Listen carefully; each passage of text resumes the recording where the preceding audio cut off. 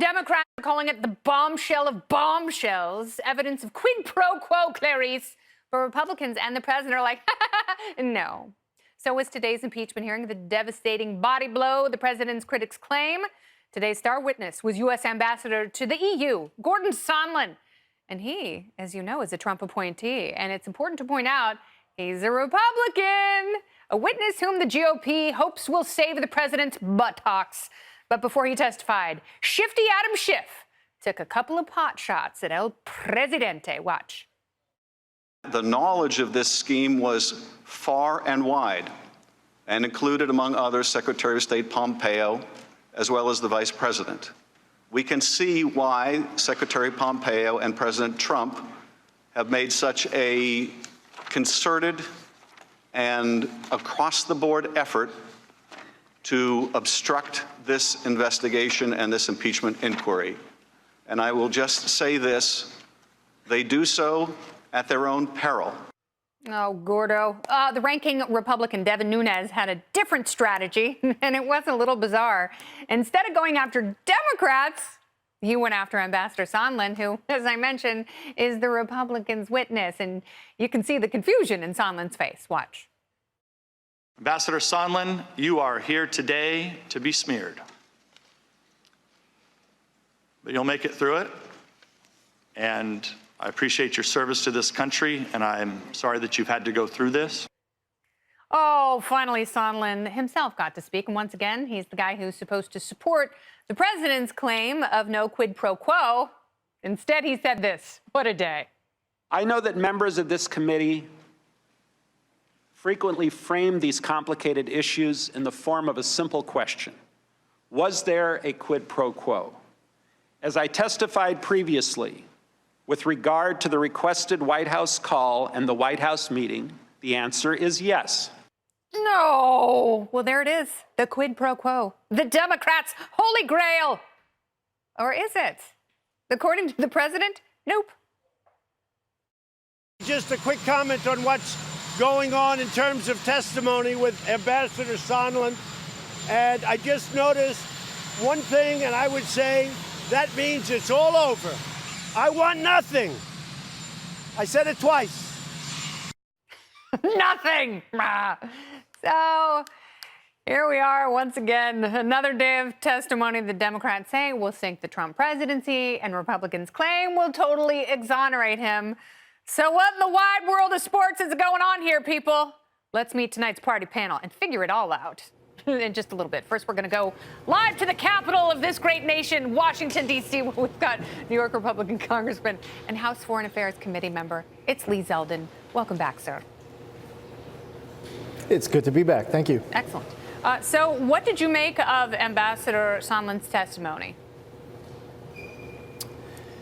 Well, the problem with using words like presumption or presume or assume or guess, as Ambassador Sondland said, he was guessing that there was a quid pro quo linking aid to Ukraine with investigations, is that we're going to ask some follow-up questions. And I would encourage all of your viewers can go check out, for example, Congressman Turner's questions of Ambassador Sondland, because Ambassador Sondland, as you just pointed out, had a conversation directly with the president. As the president pointed out in that clip that you just played, the president told Ambassador Sondland no quid pro quo. He doesn't want anything from Ukraine. Yet Ambassador Sondland comes here to Capitol Hill today and said that he guesses that there was a link between aid and investigations. So we asked him the follow-up question, and he admits that there's no one on this planet, not President Trump, Rudy Giuliani, or anyone else, who has told him that there was any type of link, and he couldn't produce any other evidence whatsoever to support that presumption. That's the main back and forth. He's a fan of the president. I know you're a fan of the president. You're both fans of the president, but it feels like a lot of Republicans turned on the ambassador today. When did that happen? It was just a matter of getting out facts. So when the Ambassador Sondland gave his deposition, he didn't mention this. But then after he reviewed his transcript and some time went by, he submitted an addendum to his testimony. When he submitted that addendum, in the addendum, he said that he presumed that there was this link. And then today he stated that that was a link, and he said that he was guessing that there's a link. So for Republicans, it's not about smearing Ambassador Sondland. It's just about figuring out Devin Nunes what said evidence that, though. is that presumption based on. So tell me about Yeah, well, Elise. the goal is to yes, get go out ahead. facts, and Congressman Turner was one of many who got out the rest of that story, which was a main goal with regards to that one point. Yeah, there were a lot of points made. The problem is Republicans and Democrats are playing two totally different games. So the Democrats are playing volleyball and the Republicans are playing baseball. And you can't keep score for simultaneously for both those sports. It's very difficult. It's difficult for voters and for viewers, and we're all confused. But as a person who consumes politics as entertainment, I was really impressed by your colleague from the Empire State, Elise Stefanik. Tell me about her performance. Yeah, Elise has been putting a ton of prep into all of these 5-minute rounds of questioning. Hearing after hearing, she has shown up ready to make the most of that time that she has. If she had her way, she would have had additional time. But the way that Chairman Schiff has structured his committee process, it's weird. So for that first 45-minute round, Devin Nunes can yield to a staffer but can't yield to a member of Congress. That's a little bit bizarre. We would like to see Elise and some of these other members have an opportunity to participate in some of that larger 45-minute round of questioning. But Elise has done a fantastic job hearing after hearing to get important facts out, and it's good. You know, she's getting beaten up. Back home, I think she has a bigger target on her back because she's a strong woman in the Republican Party, and there are a lot of people who I think that believe makes her more interesting, frankly. that Enough of you old white guys, and Lee, she's not huh? deterred by it. And no, you just have a backbone. I mean, she's on the political side, she's dedicated a ton of time towards trying to recruit more women Republicans around the country, more veterans, more minorities. And I think that's a great thing for people who want to serve to understand really there's folks here so quickly, on who do you Capitol Hill. think has been more effective, Elise Stefanik or Jim Jordan in their questioning? Don't make me pick between those two. Those are two Go different big. styles. They both have been great. Really, they've all had their moments up and down the entire Intel committee roster to get important facts out. But Elise and Jim have both been fantastic. So which one did better? Yeah, so we have baseball and volleyball, and neither give us that opportunity to judge them. I guess like they're Dancing with the someone's got to Stars be or Tom figure Brady skating. here, right? Congressman Zeldin, thank you very much for your Yeah, time. we have two Tom Brady's doing fantastic on the team. We do, but no Giselle. Very sad. Thanks again. All right, while See ya. Ambassador Sondland was busy testifying, the president's personal attorney and political gadfly, Rudy Giuliani, was busy defending himself from accusations he was the ringleader. It started when the Republican-appointed counsel, Stephen Castor, who was questioning Sondland, suggested Giuliani had his own ulterior motives in Ukraine, independent of the president's. Watch this. And we walked through all your communications with Rudy Giuliani, and they're not a lot, right? Correct. Now, granted, Mr. Giuliani had business interests in Ukraine, correct? Now I understand he did. I didn't know that at the time. With Messrs. Parnas and Fruman, correct? A lot of new names I've learned. So many names. Who knew being an ambassador would mean taking notes and remembering things? Gosh. Shortly after, Giuliani hit back, tweeting, quote, "Republican lawyer doesn't do his own research and preparation and is instead picking up Democrat lies. Shame. Allow me to inform him. I have no financial interest in Ukraine. None. I would appreciate his apology." Don't hold your breath, Rudy.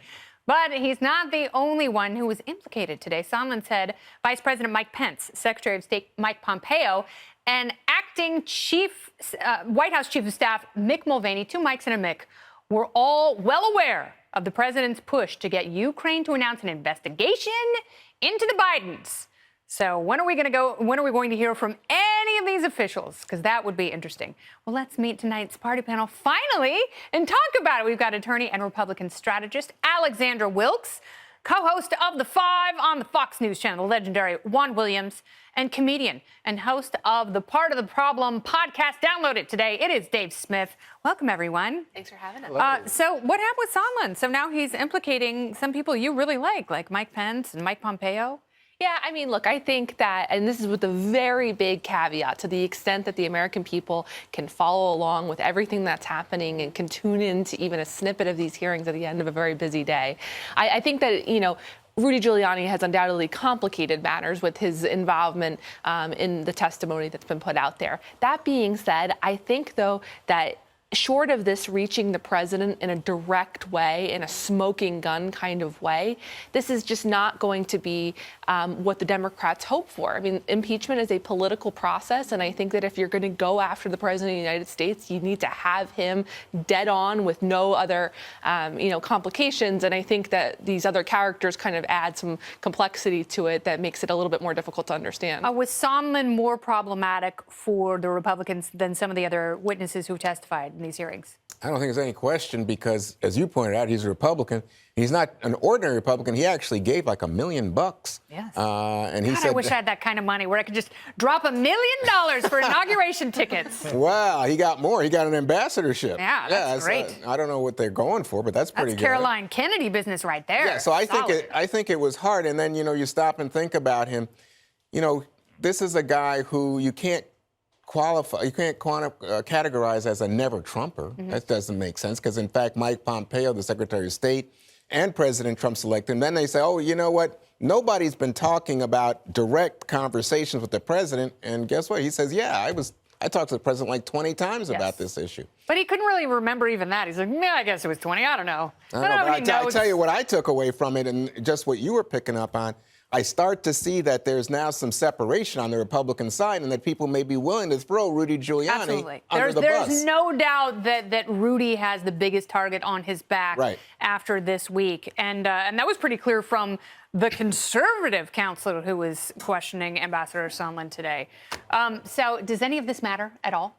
Oh, like in the bigger picture? In the bigger picture. Grand scheme. Well, Liberty lover Dave Smith. All right. The bigger picture, right, is that we've never in the history of the country impeached and removed a president. It's unprecedented. And the idea that they're saying we're going to impeach and remove Donald Trump for this unprecedented act when the scandal is that he wanted them to look into Biden. And it's very unclear that he actually ever said, you'll only get the meeting if you look into Biden, or you'll only get the foreign aid if you only look into Biden. At best for the Democrats, this is like a wink and a nod. Mm-hmm. This is kind of what I want you to do. The scandals, big picture, as you said, Obama funded Al-Qaeda in Syria. George W. Bush instituted torture. Bill Clinton starved Iraqi children to death. Ronald Reagan and George H.W. Bush shipped coke into the country to help terrorists while they were fighting a war on drugs. No, but while they were fighting a war on drugs. I'd be fine with it if it was an honest business move. A lot of people are conflicted. I'm just saying, to make this the scandal that is the first one we impeach and remove a president for is absurd. I mean, yes, if you look at the historical context,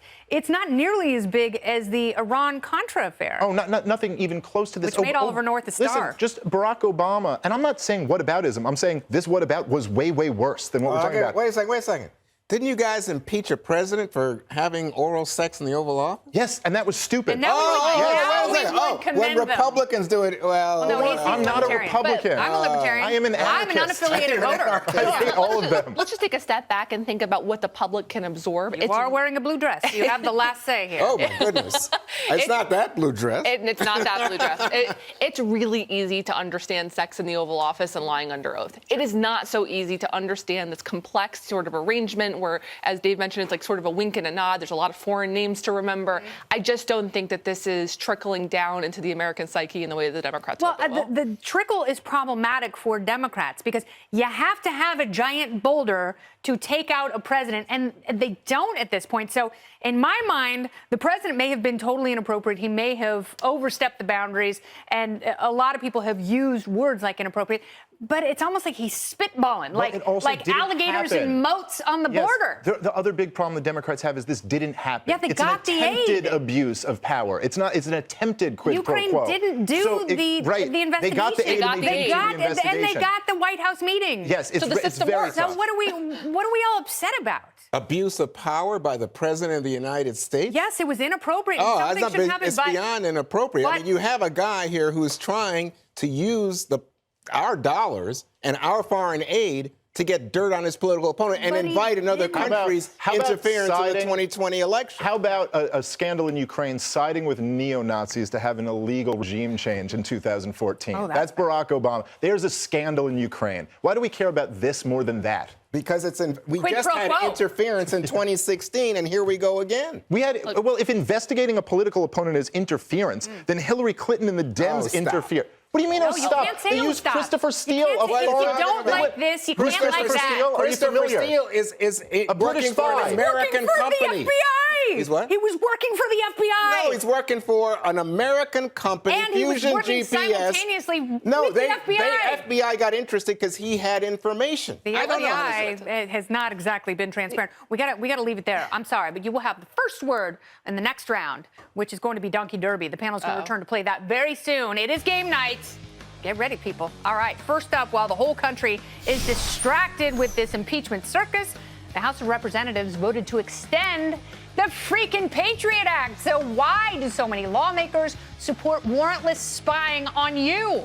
I will ask one brave congressman who voted against it. Thomas Massie is next.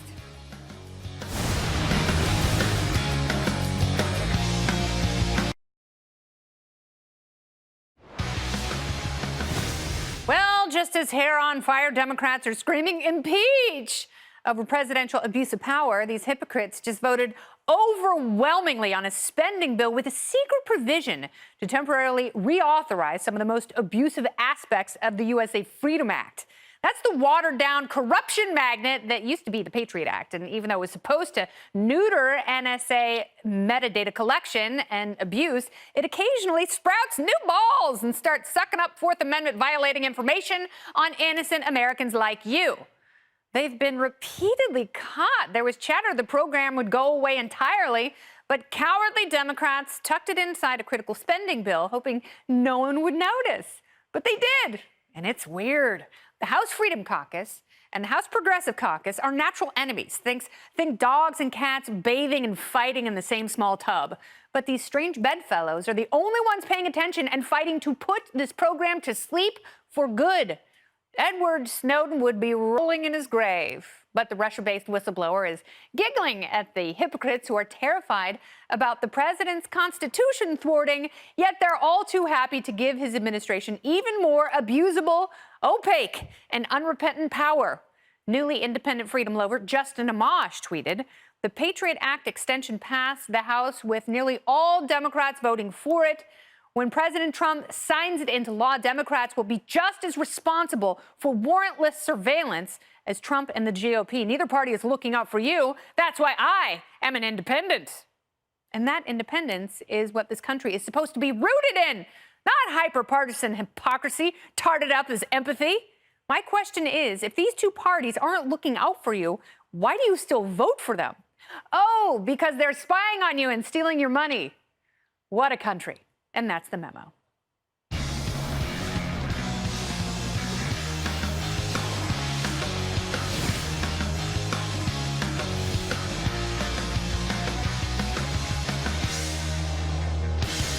Earlier this year, the NSA temporarily suspended this mass data collection program because they don't know how to operate it without violating Americans' rights. So why in hell does Congress want them to restart it? Here with me now to break it all down, Kentucky Republican Congressman and House Oversight Committee member Thomas Massie is back. Welcome back, sir. Thank you, Kennedy. I think you're the real whistleblower here. I haven't seen anybody in the news report this yet. You're the first. I've been trying to blow the whistle on this. The Democrats, like you said, they've been complaining abuse of power, abuse of power, abuse of power, and they just gave the president the power to spy on every American without a warrant. in a bill that funds everything the president is doing. Yeah. Like the CR doesn't cut any of the money from the executive branch. Meanwhile, isn't that the weirdest thing? You know, they're so opposed to every program. And, you know, this president, I know there are parts that you really like about him, but he is a big government, big spending president. And that means whatever this bill has in it, they're going to spend it on the president's programs. they've authorized and funded everything he's doing. Meanwhile, they're having these hearings simultaneously complaining about what he's doing. It's pretty ridiculous. Here's the other ridiculous thing. We had less than 24 hours to read this. That's because they didn't want you reporting on it until it was already passed. And so they snuck it through. Pelosi has a 72-hour rule, but she got 230 Democrats to vote to suspend the 72-hour rule, in fact, all of the rules, so they could rush this CR through, this continuing resolution. Well, how's it going to do in the Senate? Well, it'll probably breeze through the Senate and the president will sign it, but it's not a solution because here's what it does. And I've seen this play call like 4 times in the 7 years I've been in Congress. They've punted the ball until December 20th. And what they'll do is they'll come in a closed room with us and they'll say, OK, now we've got the really big omnibus. And if you vote for this, you can go home for Christmas. But if you don't vote for it and it fails, we're going to make you stay here over Christmas and New Year's. And it's almost like a dystopian future. I've been in the closed room where they start chanting, vote, vote, vote, vote. Yeah. And people run up there and vote for something they've not read. So that's the other horrible. thing. That's no way to legislate. That's like a bondage chamber, I think. There is some Stockholm syndrome going on where, like, the hostages are super excited to vote for their own doom or for the doom of the American people. And so that's what they've done. They set up a Christmas crisis, December 20th. Wait for it. It's coming. But what then, instead of a CR, they'll have an omnibus. And who knows what they're going to hide in that. I mean, my staff helped me to find the Patriot Act. Yes. As in this bill, it was like on page 25. Yeah, and it was buried. You had it on Twitter and Instagram where you highlighted the portion of it that was most egregious. And it's like, this is what you people are doing? You hate freedom so much that you're willing to re-compromise Americans' basic Fourth Amendment rights? Exactly, and the Democrats have been complaining about this the whole time Republicans were in the majority. So this was another thing they did. They wanted to put it in a spending bill because no Democrat ever apologizes for spending too much. So the Democrats can go home and say, well, look, in order to spend all this money, in order to keep the government from shutting down, I had to vote to, they're not going to say this, but I had to vote to violate your Fourth Amendment rights. They don't care. So you voted against, you were the only person in Congress to vote against this provision that basically told the people of Hong Kong, we got your back. We're not going to advance any military campaign against mainland China, but we feel you. It passed, but you were such a contrarian. Yeah, it was about 420 to 1, I think, this bill that you're talking about. But what it did is it has sanctions on China. I agree with 90% of the bill, but the 10% that says we're going to sanction China, give me a break. You don't pull a gun unless you're ready to shoot it. And when you start escalating things like with China and you start doing, in this case, the sanctions, I've never voted for a sanction. And so I wasn't about to start here. This is fake. This is Congress acting like they want to do something, but they're not really going to do anything. Getting sassy with Massey. Thank you so much, sir. Thanks, Kennedy. Very good. Coming up, how much do you really know about the army of Democrats running for president? The panel, they're gearing up to play Donkey Derby to find out some very obscure facts about the White House wannabes. And you can play along. Grab a cocktail, fill up your tumbler. That is next.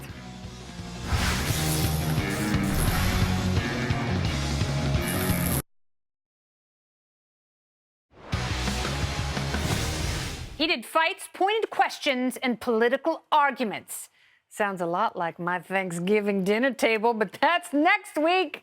I'm actually talking about the Democratic debate where 10 wackadoos are currently flinging mud and maybe food and other substances at each other. But you'll learn way more about those guys if you stay right here, because the Kennedy staff dug up some amazing and obscure facts on these candidates, and I'm about to test our panel's knowledge. It is time for Donkey Derby. Those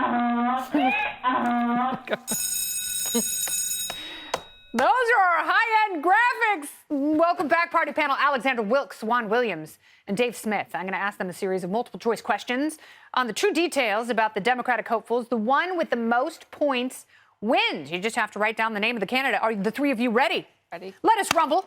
Okay, question number one. Which candidate says she reads recipes to relax? Is it Amy Klobuchar, Kamala Harris, or Elizabeth Warren? Who is it? Is it Amy, Kamala, or Liz? Who reads recipes to relax? Show your answers. No one got it. It was no, it's Kamala Harris. She said when things get really stressful, I read recipes and then I throw children in prison. I thought it was Warren because she put out that cookbook when she was. She did pretending Pow to be a Wow Native Chow. American. That's right. Pow Wow Chow. Klobuchar because she needs to relax. She does need to relax. I eat my salad with the comb. I'll never let her forget it. All right, question number two. Y'all ready? Okay, here we go. Which of the following candidates does not speak Spanish? Pete Buttigieg, Cory Booker, or Julian Castro? They are writing and delighting. Who does not speak Espanol? Bueno, let's see it. Oh, congratulations, Juan and Alex. You now share the lead. You have a point apiece. Julian Castro, his book contains some Spanish, although Castro is not a native Spanish speaker.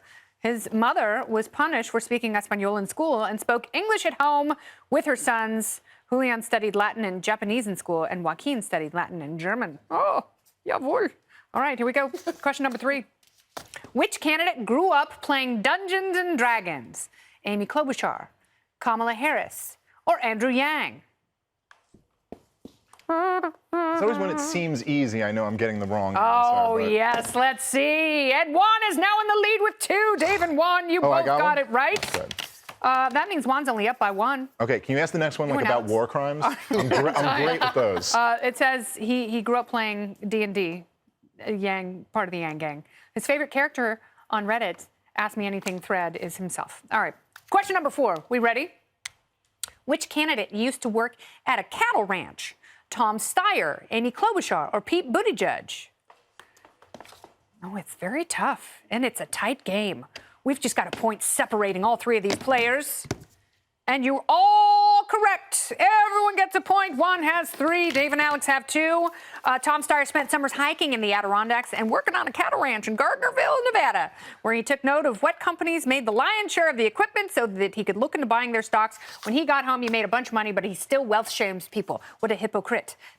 Question number five. Are you ready? Feeling good? Feeling strong? Feeling ready. Ramalama ding dong. Which candidate celebrity donors include Larry David, John Stamos, Sharon Stone, and Anna Wintour? Is it Bernie Sanders, Elizabeth Warren, or Mayor Pete? Oh, Anna Wintour. Who is she? That's the editrix of Vogue and also the keeper of the Met Gala invite list. And the answer is one that none of you have. Mayor Pete has all of these people as fans. His list of celebrity donors is very extensive. Includes Jennifer Aniston, Jason Bateman, Ellen DeGeneres, and Mandy Gimme More. Question number six. Here we go. Which candidate told Vanity Fair that Hillary Clinton's 2016 campaign lacked joy? Was it Tulsi Gabbard, Joe Biden, or Deval Patrick? Joy-lacking Hillary Clinton. Tulsi, Joe, or Deval? Dave says it's Biden. Alex says Tulsi. Dave and Juan get this right. Joe Biden told Vanity Fair in 2017, I never got the sense that there was any joy in her campaign. Maybe it's me, but I find joy in doing this. I think... What, losing? He makes a good point, but what Tulsi said was better. Queen of warmongering. Yeah, queen of warmongers. That was so great. You got an issue. Oh, she struck her down. Yes, Juan, I'm anti-war. The leftists used to be with me on this. No, I thought with her. Yeah. With Hillary? Question number seven. Which candidate has a daughter who is a stand-up comedian? Is it Chuckles McGillicuddy, Tom Steyer? Is it Amy Klobuchar or Elizabeth Warren? I'm so funny. My daughter's a hoot. She really tickles the ribs. Oh, this is bad that I don't know this. Tom Steyer, Amy Klobuchar, or Elizabeth Warren? You're all wrong. Horrible. You should all be embarrassed. No, it was Amy Klobuchar. Her 24-year-old daughter, Abigail Bessler, graduated from Yale. She currently works for a New York City councilman. She's also a stand-up comic, according to Vogue. What fun. From Yale and she's doing stand-up? Oh, it's such a fun place. I guess we don't work the same rooms. Oh, you're talking about a Yale chin.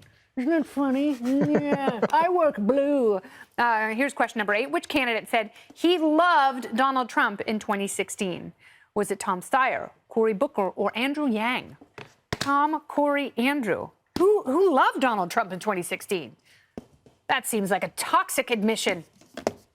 And once again, you all have Yang and you're all wrong. It's Cory Booker. He said, let me tell you right now, I love Donald Trump. I don't want to answer his hate with hate. I'm going to answer it with love. I'm not going to answer his darkness with darkness. I love him. I know his kids. Thank you, Cory. All right, here's question number 9. Which candidate has Barack Obama accused of plagiarizing? Joe Biden, Kamala Harris, or Deval Patrick? Barack Obama was accused of plagiarizing which candidate? Biden, Harris, or Patrick? And... Wait. Ow. Oh, no.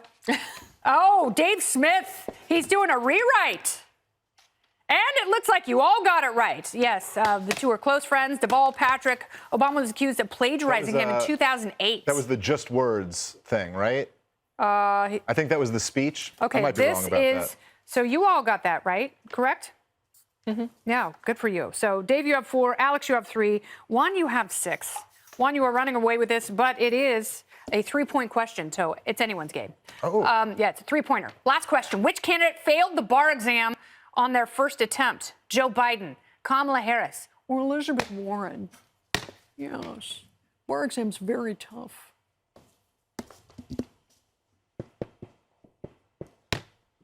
I go take a bar exam when I drink a beer. Oh, none of you got it right. That means that Juan Williams is a big winner. The Democrat takes the crown. It's the Democrat here on Docky Derby. Good job, Juan. You have 8 points. And you get my. By the way, who was the answer? Oh, that's a great question. The answer was Kamala Harris. She said recently she consoled a young lawyer by saying, I told her it's not a measure of your capacity. That's how many people you throw in prison for no reason. You guys are all amazing. Thank you so much. Great job, Juan. Thank you, ma'am. Juan is not the loneliest number. Coming up, remember Jussie Smollett? He's the actor who beat himself up and claimed to his MAGA fans. Well, now he's suing the city of Chicago. Wait till you hear why. That's next.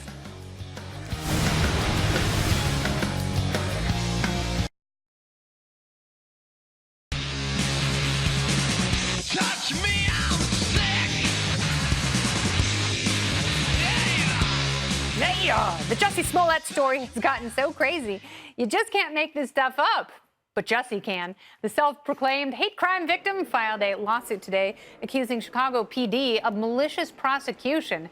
In the wake of the staged attack he was arrested for in February, the Smollett suit comes after Chicago police sued Smollett. They're seeking reimbursement of the $130,000 the city spent investigating the actor's January 22nd claim that he was the victim of a racist and homophobic attack. So is Jussie Smollett headed for a payday, or will he spend the winter beating himself up over this, too? Well, the party panel has returned. They're that good. Alexandra Wilkes, Juan Williams, our big winner, and Dave Smith.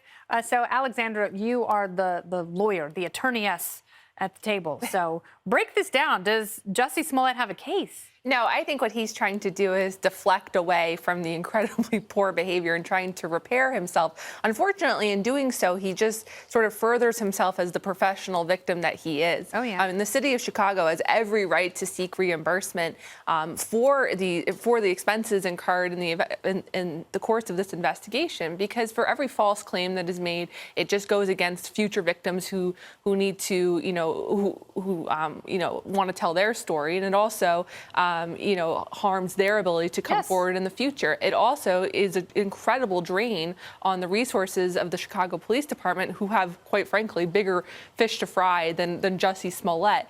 And so I think that his claim here is pretty baseless, and he's just trying to But it's interesting because he's not suing the prosecutor, the Cook County State's attorney, who dropped all charges inexplicably and has since apologized for that and said, yeah, I really shouldn't have done that, but I've shaken up my staff and that'll never happen again. How convenient. But he's not suing her. Well, he wouldn't sue her. He got a deal from her, right? Oh, but he's trying to get his money how could back it be because I malicious think he prosecution when gave. she's a prosecutor? What?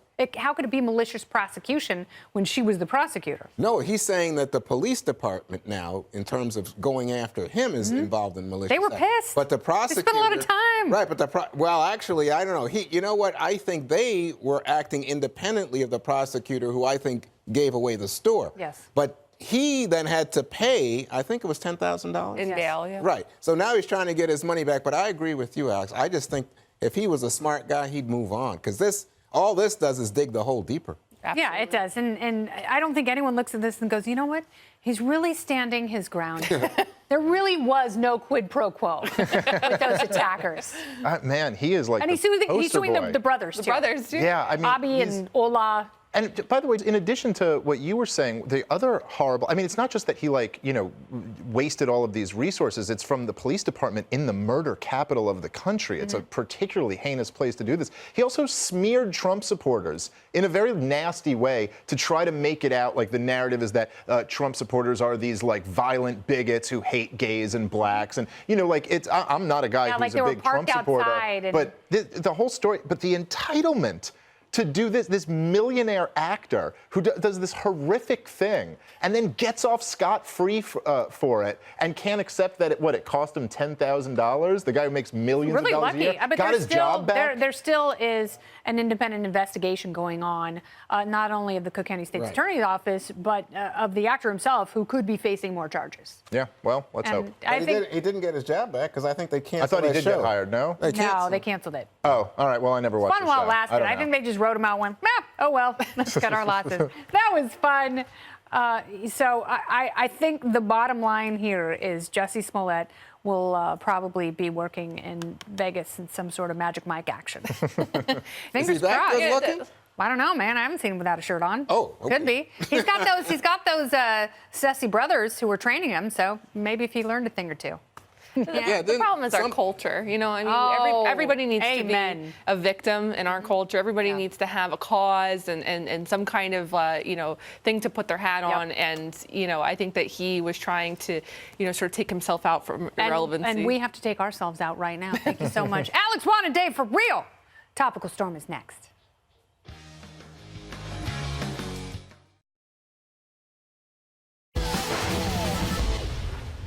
The American Medical Association is calling for a ban on all vaping and e-cigarette devices, which means pretty soon the only time you're going to see a cloud of smoke in public is when Elizabeth Warren is sending a campaign message.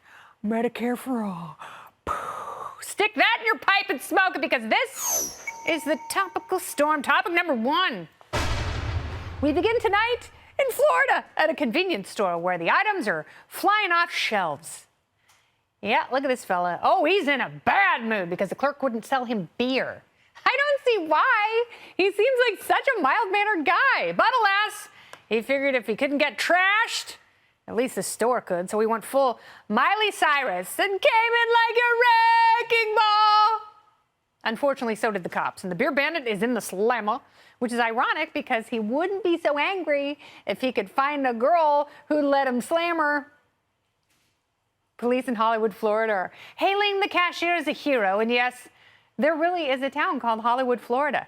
They don't have a map of the Stars homes, but you can get a map of the Stars nursing homes. It's great. Oh, this is where Burt Reynolds convalesced. God rest his soul. Topic number 2. Let's go to the biggest little state in the world, Rhode Island, to check in on the hottest topical storm activity of the season. Deer running into stuff. Oh, look at this one. This fella smashed a window. Wow. Because he was upset that they wouldn't sell him beer. Police believe this was a teenage deer, which makes sense because this is the kind of inconsiderate shenanigans a bratty teen would pull. It also explains why the homeowner found toilet paper on the tree, shaving cream on the door handle, and a banana in the tailpipe. But enough about my prom night. Rhode Island police have yet to find the teen terror. He was last seen vaping with his friends and lighting a bag of flaming dog poo on fire. That's strange, honey. It smells like Eric Swalwell was doing an interview in here. Topic number 3. We don't normally cover fancy food in this segment, but Taco Bell is now selling chicken tenders. They're perfect for people who'd like to eat Popeyes but would rather run to the bathroom than from violent customers. The chicken is covered in crunchy tortilla chips and then fried, just like your brain after you get done smoking 5 joints. Oh yeah, if you think the calories are high, you should meet the customers. The tender takeout comes in a box with dipping sauces, or you can get it in a taco because let's face it, you deserve the finer things in life. If you're in the market for some fried chicken chow, you should know that they're on sale now, but only for a limited time, which is only fair because they'll be in your body only for a limited time. Topic number 4.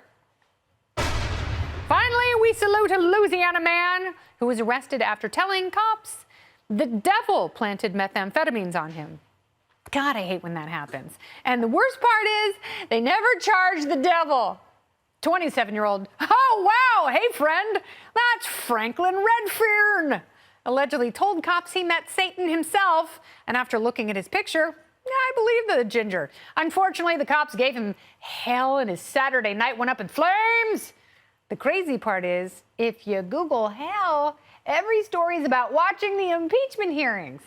Talk about must-flee TV. As of tonight, Satan's spokesperson is out on bail, and his buddy went and bought him some beer to calm him down a little bit. I'll give you that, El Diablo. Hollywood, Florida, home of the Perp Walk of Fame. Cuff 'em and stuff 'em, boys. Oh, there he is. What a hero. We'll be right back.